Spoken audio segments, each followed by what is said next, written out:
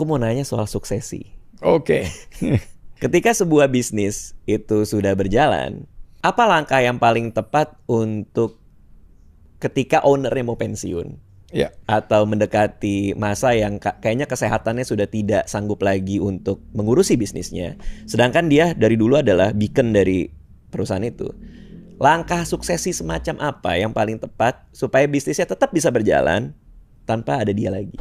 Oke, saya udah pernah ngalamin prosesi di mana bisnis hancur lebur, seorang owner kehilangan semuanya, bukan karena tidak menyiapkan suksesi, tapi karena memang keadaan ekonomi yang tidak memungkinkan. Oke. Nah, waktu saya memulai usaha, saya melihat kita harus memikirkan dua hal. Pertama adalah quality dari bisnis kita. Oke.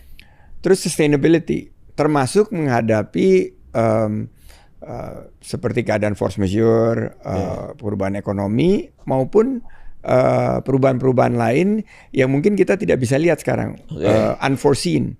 Tapi kita bisa melakukan persiapan-persiapan. Jadi saya memulai usaha, meningkatkan kualitas daripada usaha saya, bisa generate. Tapi di sisi lain saya udah mulai menyiapkan pengganti. Padahal saya belum tahu saya kapan berhenti. Sorry, ini perusahaannya Pak Sandi nih ya? Perusahaan saya sendiri. Oke, perusahaan Pak Sandi, terus? Tapi saya udah mulai menyiapkan langkah-langkah suksesi. Dan saya waktu usaha kita sudah mulai besar, setiap nunjuk CEO, karena kita kan punya beberapa perusahaan terus ada CEO. Jadi misalnya Mas Radit nih perusahaannya ada divisi gaming misalnya, CEO-nya dia. Saya selalu bilang sama dia bahwa you are indispensable.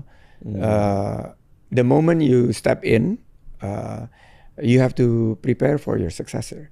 Jadi tahun pertama dia masuk itu dia harus berpikir nih bagaimana mengembangkan usaha, dan seandainya tidak ada saya, siapa nih yang di second liner atau talenta lainnya yang bisa menggantikan saya. Jadi jangan sampai udah 5-7 tahun jadi CEO terus nggak ada persiapan calon pengganti. Mungkin nggak 1 orang, ada 3, ada 5 orang yang dia siapkan yang bisa mengambil peluang itu saat itu dibutuhkan. Nah, waktu saya harus step down itu kan saya juga merencanakan, karena udah mulai dari 2012-2013 tuh Pak Prabowo dorong terus kan waktu itu, ayo bantu, kalau misalnya hanya menjadi CEO mungkin yang mendapat dampaknya yang kerja buat kamu 30.000 orang kali 4 sama keluarganya mungkin 120.000 orang. Tapi kalau di pemerintahan jutaan yang kena dampak dari kebijakanmu.